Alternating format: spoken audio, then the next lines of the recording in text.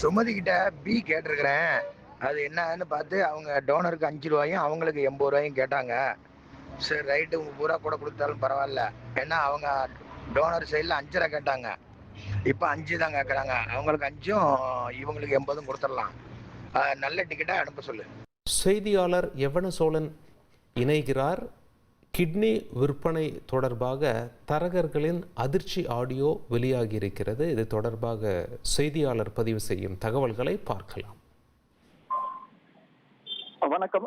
நாமக்கல் மாவட்டம் பள்ளிப்பாளையம், குமாரபாளையம், வெப்படை உள்ளிட்ட பகுதிகளில் வறுமை நிலையில் உள்ள விசைத்தறி கூலி தொழிலாளர்களை மூலச்சலவை செய்து அவர்களிடம் இருந்து கிட்னியை விற்பனைக்கு பெற்று தேவைப்படுபவருக்கு விற்பனை செய்த இடைத்தரகர்கள் பேசிய ஆடியோ தற்போது ஒன்று வெளியாகி சமூக வலைதளங்களில் பெரும் பரபரப்பை ஏற்படுத்தியுள்ளது.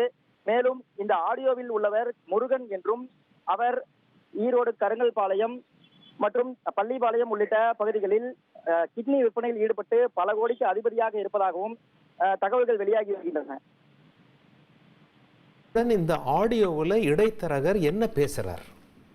இந்த ஆடியோவில் பாத்தீங்கன்னா அவர் என்ன ரத்த வகை தேவைப்படுது எனவும், அதே மாதிரி அந்த இடைத்தரகர்களுக்கு என்ன கமிஷன் தொகை என்பதும், அதே போல கிட்னி கொடுப்பவருக்கு என்ன தொகை கொடுக்கப்படுது அப்படிங்கறத பத்தி எல்லாம் பேசியிருக்காரு. இதுல கிட்னி தரவுங்களுக்கு என்ன தொகையாகவும் புரோக்கர்கள் எவ்வளவு கமிஷன் அடிக்கிறாங்க என்பது தொடர்பான தகவல்களை இவர் வெளியிட்டிருக்கிறாரா? ஆமாங்க.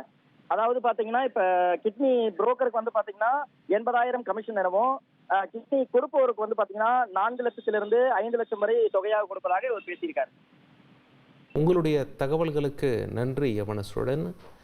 சட்டத்தின் அடிப்படையில் கிட்னியோ அல்லது வேறு உறுப்புகளையோ விற்பது தவறு. அவ்வாறு விற்கக்கூடாது என்பதை மக்கள் உணர வேண்டும்.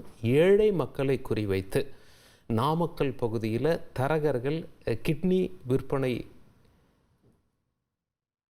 விவகாரத்தில் சிக்கியிருப்பது வெளியாகியிருக்கிறது. போலீசாரும் மருத்துவத்துறையினரும் இந்த வழக்கை விசாரித்து வருகிறார்கள். எத்தனை தரகர்கள் சிக்குவார்கள் என்பது நமக்கு போக போக தெரிய வரும்.